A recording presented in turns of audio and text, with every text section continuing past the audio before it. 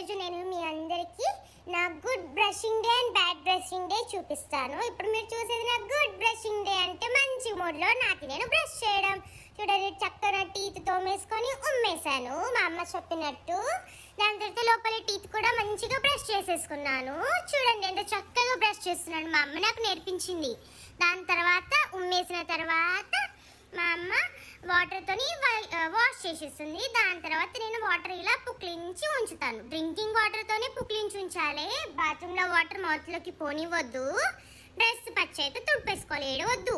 దాని తర్వాత కొన్ని వాటర్ తాగేయాలి. ఇది నా బ్యాడ్ బ్రషింగ్ డే. స్టార్ట్ మాత్రం గుడ్డుగానే అయింది. నాకు నచ్చిన బ్రష్ సెలెక్ట్ చేసేసుకున్నాను.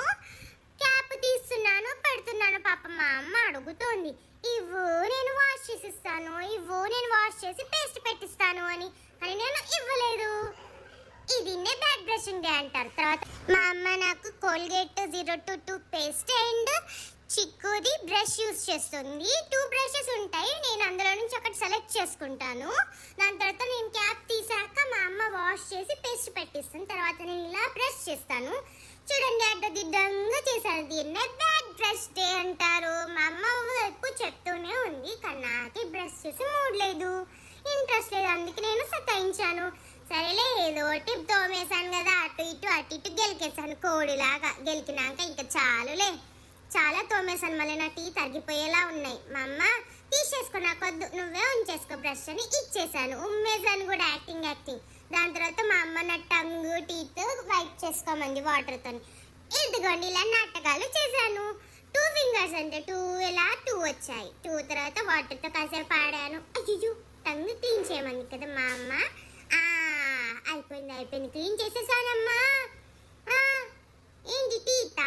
అలాగే టీత్ కూడా క్లీన్ చేస్తాను. టంగ్ టీత్ 2 క్లీన్ చేసేస్తాను. అమ్మో వామిటింగ్ వచ్చేలా ఉందిగా నాకు.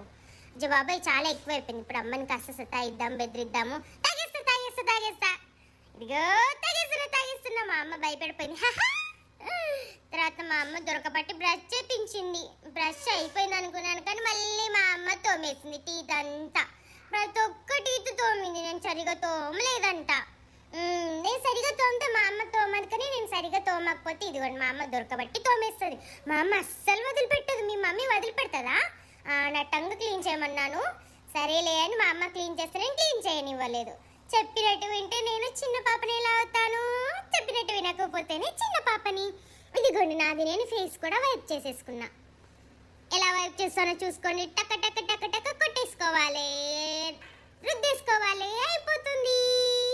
నెక్ కూడా వాష్ చేసుకోవాలి. చీక్స్, చిన్ను, ఫోర్ హెడ్ అన్నీ వాష్ చేసుకోవాలి. నడుముకు మర్చిపోకండి. మొత్తం వాష్ చేసేసుకున్నాను. సరిగా చేయలేదంట. మళ్ళీ మా అమ్మ దొరకబట్టేసింది. ఐస్ అంతా తుడిచేసింది. ముక్కు దగ్గర, మూతి దగ్గర మొత్తం తుడిపేసింది.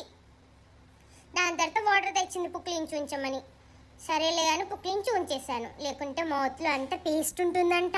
ఆ పేస్ట్ పొట్టలోకి వెళ్తే పొట్టలో పురుగులు అవుతాయంట. ఆ పురుగులు తినేస్తాయంట.